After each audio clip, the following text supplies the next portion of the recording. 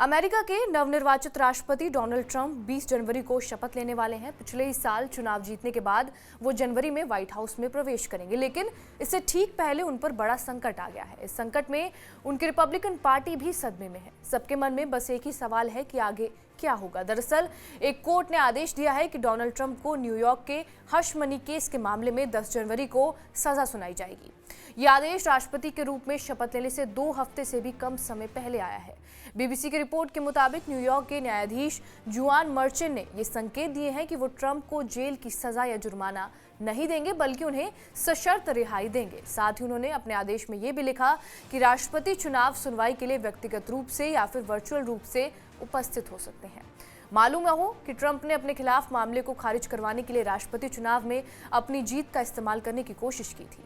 उनकी टीम ने सजा के साथ आगे बढ़ने के न्यायाधीश के फैसले की आलोचना की है और कहा कि इसे कानून विहीन मामले को तुरंत खारिज कर देना चाहिए। ट्रंप को मई में adult film star stormy Daniels को 1,30,000 अमेरिकी डॉलर के भुगतान से संबंधित व्यावसायिक रिकॉर्ड में हेराफेरी करने के 34 गंभीर अपराधों में दोषी ठहराया गया था। ये आरोप उनके पूर्व वकील माइकल कोहेन को प्रतिपूर्ति को छिपाने के प्रयासों से संबंधित थे, जिन्होंने 2016 के चुनाव कैंपेन के अंतिम दिनों में ट्रंप के साथ कथित यौन संबंध के बारे में चुप रहने के लिए वयस्क फिल्म स्टार को पैसे दिए थे।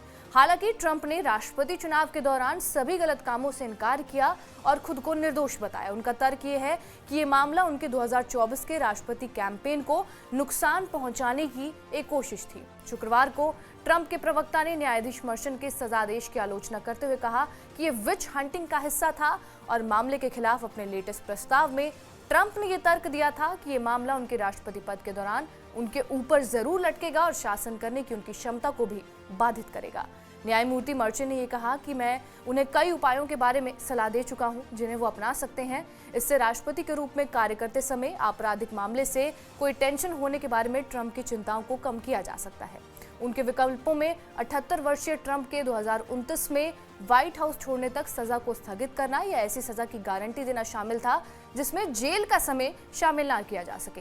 ट्रंप ने शुरुआत में ही और असफल रूप से ये तर्क दिया था कि उनके खिलाफ मामला राष्ट्रपति प्रतिरक्षा पर सुप्रीम कोर्ट के फैसले के खिलाफ है। बहरहाल अब आगे देखना होगा कि ट्रंप पर कोर्ट क्या सजा सुनाती है। आपका इस खबर के ऊपर क्या कुछ कहना है, हमें कमेंट करके जरूर बताएं। बाकी देश और दुनिया की तमाम बड़ी खबरों से अपडेटेड रहने के लिए सब्सक्राइब करिए TV9 डिजिटल।